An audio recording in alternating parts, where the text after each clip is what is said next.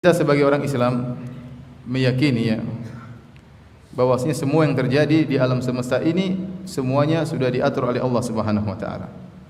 Tidak ada yang namanya kebetulan.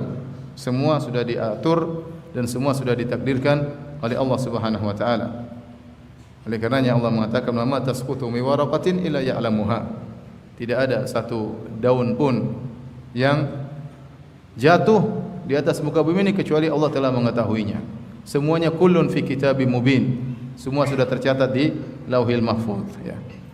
Allah Subhanahu wa taala berfirman, "Ma asaba min musibatin fil ardi wala fi anfusikum illa fi kitabin min qabli an nabra'aha. Inna dzalika 'ala Allahi yasir. Likai la ta'sau 'ala ma fatakum wa la tafrahu bima atakum." Kata Allah Subhanahu wa taala, tidak satu musibah pun yang terjadi di atas muka bumi ini dan juga menimpa diri kalian illa fi kitabin, kecuali telah tercatat di Lauhil Mahfuz ya, min qabli an nabra'ah, sebelum Allah menciptakannya. Inna dzalika 'ala Allahi yasir. Sungguhnya semuanya mudah bagi Allah Subhanahu wa taala ya. Semua yang terjadi dalam semesta ini Allah yang mentakdirkan dan tentu ada hikmahnya. Di antara hikmah yang besar yang kita dapatkan dari peristiwa corona ini ya, kita tahu tentang lemahnya manusia ya, manusia yang mungkin telah mencapai teknologi yang tinggi, mungkin ada yang sampai ke bulan, ada yang sampai ke planet Mars ya. Sebagian mereka dengan penuh congkaknya dan kesombongannya ya, lemah di hadapan perkara yang Allah takdirkan di alam semesta ini ya. Bagaimana virus ini kemudian masuk di hampir mayoritas negeri-negeri dan belum ada yang mampu untuk bisa menghadapi virus tersebut. Belum ada yang mampu menemukan obatnya. Dan insyaallah akan ada obatnya cepat atau lambat insyaallah biidznillah taala. Tetapi yang jadi perhatian kita, begitu virus tersebut menyerang, semua manusia dalam kondisi lemah dan tidak berdaya ya. Sampai suatu kota diisolasi ya. Sampai ekonomi kemudian tidak berjalan, berapa ribu penerbangan dibatalkan ya.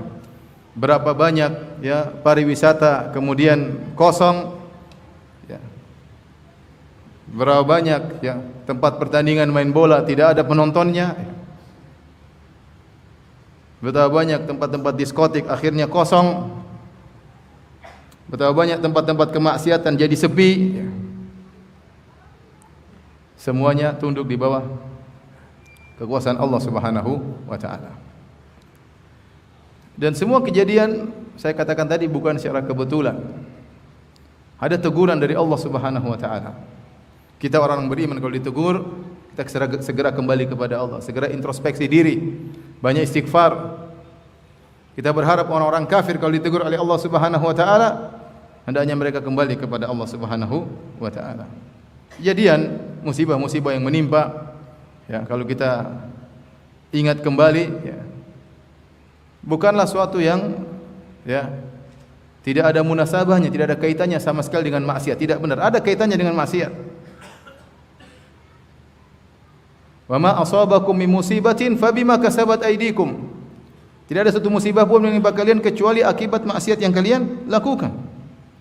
Akibat maksiat yang kalian lakukan. Dan secara umum musibah mungkin bisa kita golongkan menjadi tiga. Pertama, musibah yang fungsinya adalah mengangkat derajat, seperti musibah dan ujian yang menimpa para anbiya, para rasul, al-khullas, orang-orang soleh. Ini fungsinya mengangkat derajat mereka. Yang kedua adalah musibah untuk mengurangi dosa-dosa yang menimpa kaum mukmin secara umum, yang mencampurkan diri mereka antara kemaksiatan dengan ketakwaan, maka musibah-musibah tersebut akan menggugurkan dosa-dosa mereka. Dan model ketiga musibah yang merupakan azab, hukuman bagi orang-orang yang tidak bisa mengambil ibrah, pelajaran dari musibah tersebut. Kejadian banjir di Jakarta tanggal 1 Januari tahun baru, saya rasa bukan kebetulan. Tanggal 1 Januari saya rasa bukan kebetulan. Kemudian ya, kejadian virus corona merajalela tanggal tahun baru, satu Imlek, ya, saya rasa juga bukan kebetulan.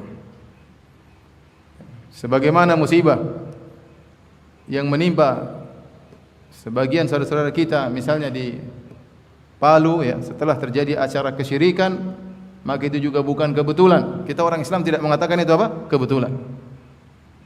Kita tidak mengatakan kebetulan. Kita bilang Allah melakukannya, ada satu hikmah di balik itu. Ada yang bisa mengambil ibrah, ada yang tidak bisa. Dan Allah telah kabarkan dalam Al-Qur'an, "Wa laqad akhadnahum bil adzabi famastakanu li rabbihim wa ma yatadarra'un." Sungguh kami telah mengirimkan hukuman kepada mereka, azab kepada mereka. Famastakanu li rabbihim, mereka tidak tunduk kepada Rabb mereka, wa ma yatadarra'un, dan mereka tidak merendahkan diri mereka kepada Rabb mereka. Allah berikan sekian tanda, Allah berikan hukuman. Sebagian orang tidak mau menerima, mereka menganggap hanyalah kejadian alam biasa. Tidak mau mengkaitkan dengan kesalahan yang mereka lakukan. Apalagi yang ateis, yang tidak percaya Tuhan, mana mau dia kaitkan kejadian alam dengan kekufuran yang mereka lakukan? Tidak. Dengan kezaliman yang mereka lakukan? Tidak bakalan. Hati mereka telah tertutup. Famastakanu li rabbihim, sudah diturunkan azab, mereka tidak tunduk kepada Allah Subhanahu wa taala. Saya ingat ini seperti kisah Firaun. Tatkala Allah turunkan berturut-turut, fa arsalna alaihim tufana wal jarada wal kummala wad dafadi'a wad dama ayatin mufassalat, ya. Kami kirimkan kepada mereka tufan, yaitu banjir besar, ya. Kemudian kami kirimkan al-jarad, ya, belalang yang menghancurkan sawah ladang mereka, ya. Kemudian kami kirimkan kepada mereka kutu, dhafadi, ya, kutu, kemudian katak, ya. Kami kirimkan kepada mereka juga darah, ya. Tetapi mereka fastakbaru, mereka semakin angkuh. Saya tidak tahu, misalnya seorang kafir diberi hukuman kemudian menemukan obat corona, maka mungkin semakin angkuh dan semakin apa? Sombong. Tetapi orang Islam jangan seperti itu. Kita bukan orang kafir. Kita berharap mereka diberi teguran oleh Allah Subhanahu wa taala, mereka sadar untuk kembali beriman kepada Tuhan pencipta alam semesta, bahwasanya mereka lemah di hadapan Tuhan. Kesombongan mereka tidak ada manfaatnya. Jika Allah ingin menghancurkan dalam sekejap, maka akan hancur mereka. Mudah bagi Allah Subhanahu wa taala. Fir'aun yang sombong, begitu sombong, Allah lenyapkan dalam sesaat. Mudah bagi Allah Subhanahu wa taala. Setelah diberi teguran tidak berubah, Allah lenyapkan dia dalam sesaat.